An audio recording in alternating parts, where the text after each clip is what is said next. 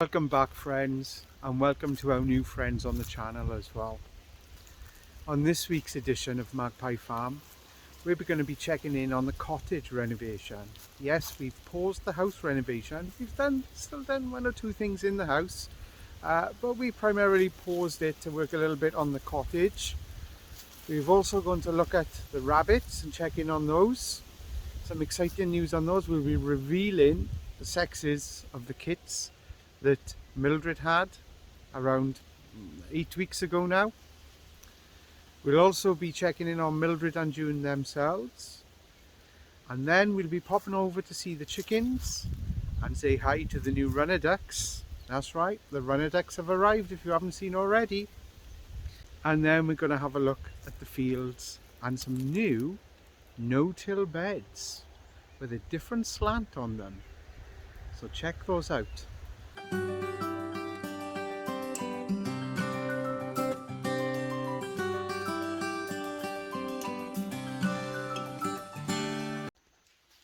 And welcome to the renovation part of our video. And now I'm going to give you a quick tour of the cottage. We've paused work on the main house to get some work done in the cottage, and I hope you'll agree there's been quite a lot of progress made so far. So let's have a look. So starting in what will be the living area of the little cottage. So the walls have been scraped back and plaster has been put on. The ceilings thankfully weren't in a bad condition, so they're just going to be skimmed over on there. So we've put a new window in here and a new window over there. Would have loved to have kept the original windows, but unfortunately they were rotten. And there's Mariusz. She's actually doing electrics in the room we're going to look at next. So as you can see, the side entrance for the pigs, because this originally was the pigsty, has gone and is now being filled in. This area will be a small kitchen. I've actually seen smaller. It'll do for what it needs to be. And this down by here will be the bathroom. And as you can see, Mariusz is currently popping in some electrics for lights and for the macerator that will be going in there. We've tried to keep some original features. We're keeping actually one of the pigsty. No, that's not for people weeing in. That's going to be for plant plots or some other miscellaneous items. But again, these walls as well all around here will be boarded up and plastered over. Moving back into the living room, I forgot to mention as well, all the floors have now been done.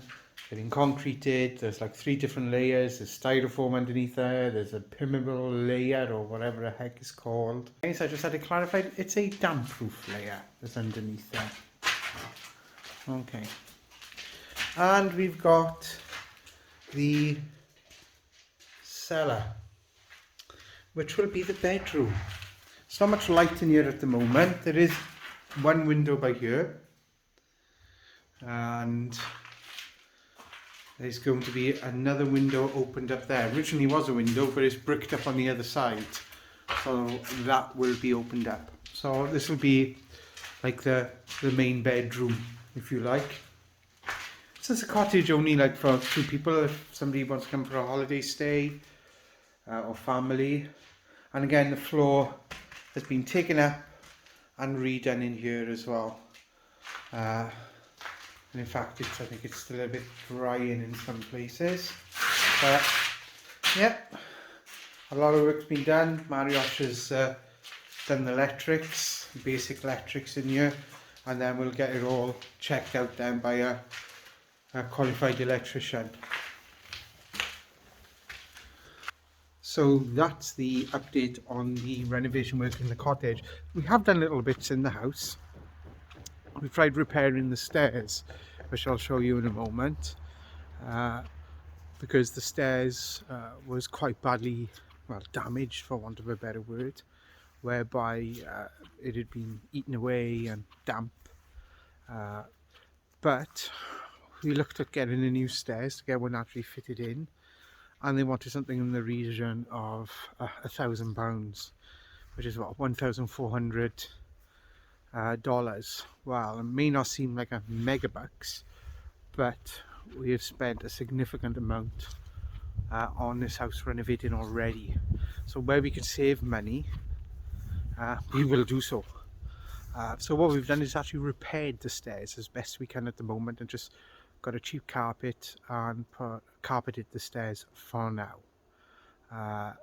And I will put in a picture-in-picture on the video, so you will actually see what the stairs was like before we actually carpeted. It's not finished, what we're doing, but it's passable. So now let's have a look at this stairs I was talking about. Well, as you'll see from the video, the stairs was in a pretty sorry state. It's nowhere near 100% perfect now, but I think you'll agree it's a lot better.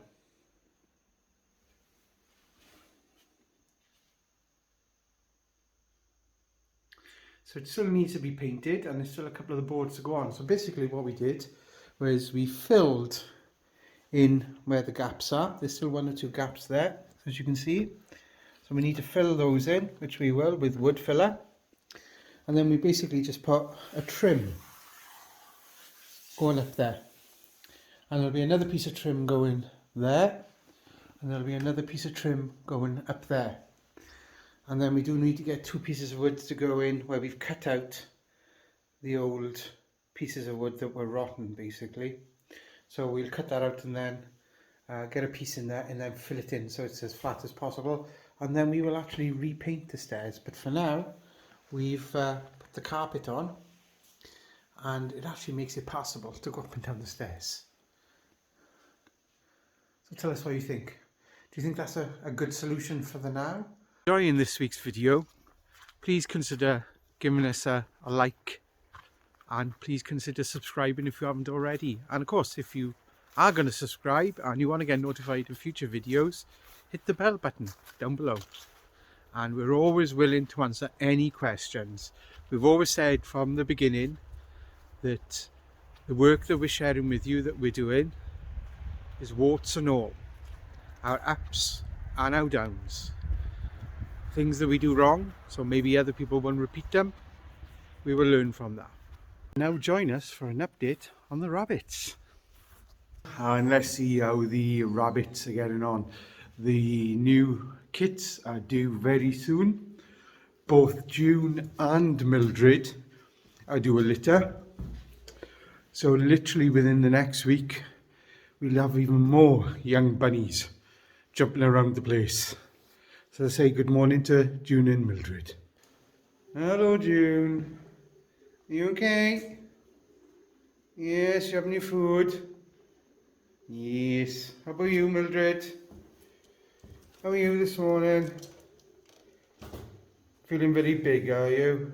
Yes. Never mind. It'll all be over soon in a week. And then you've only got to put up with them then for another 6-7 weeks. Okay.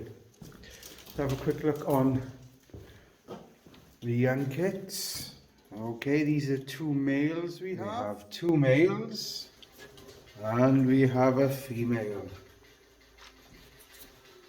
So the female will be staying and one of the males may be staying.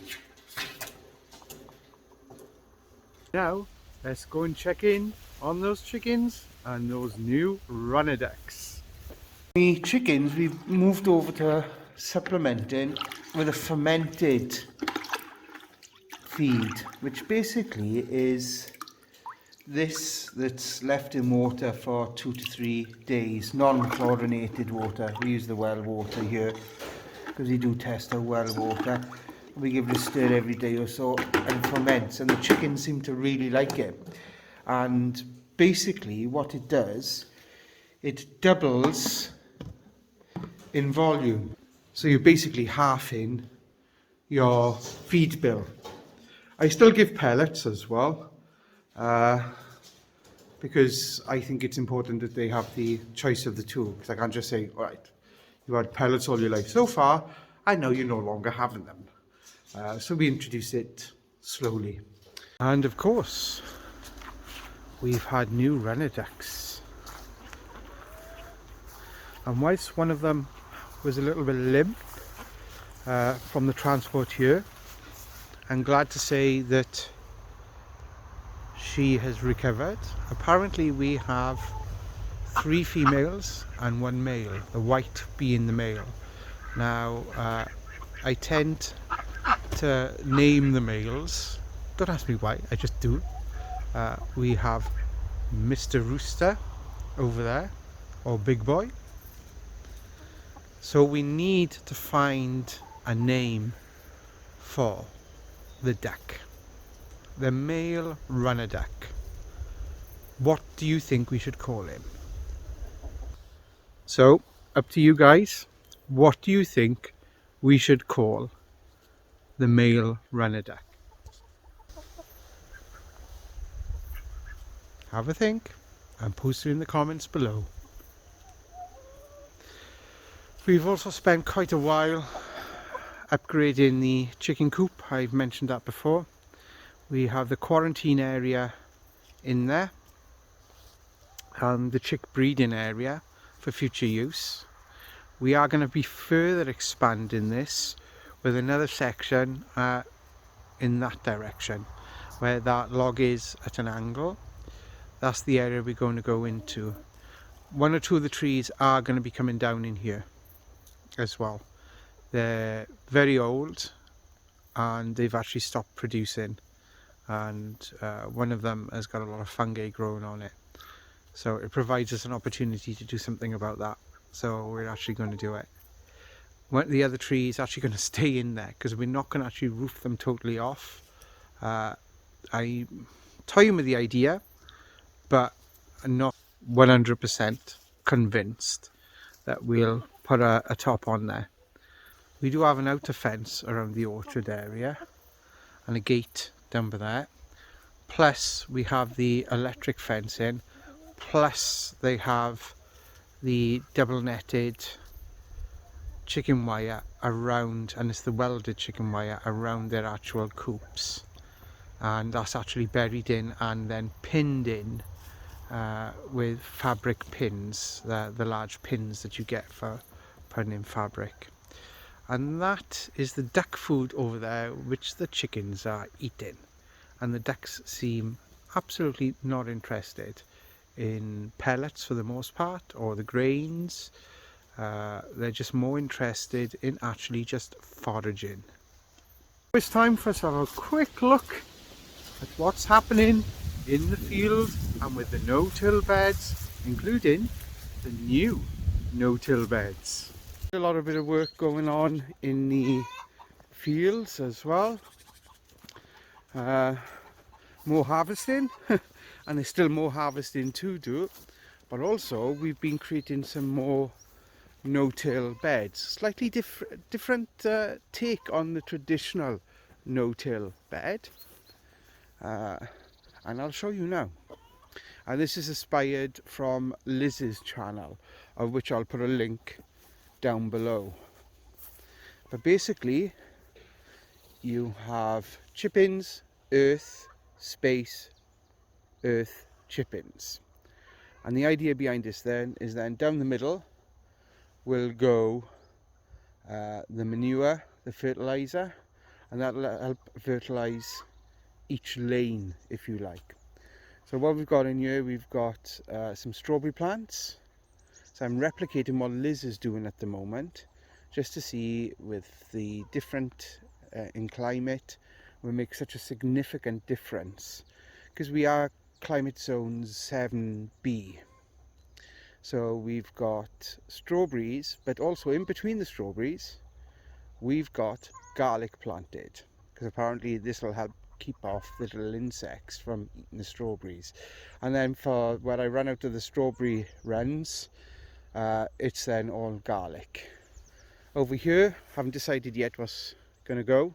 We're imming and ahhing, as they say, as in we can't make up our minds. And I got a little bit of one here that I need to finish off as well. We've also worked on tilling over the field area, so we are going to be putting some more garlic here, most definitely. The Swedes stroke turnips are coming along here, so no major problems there. A couple of them have died off, but no major problems.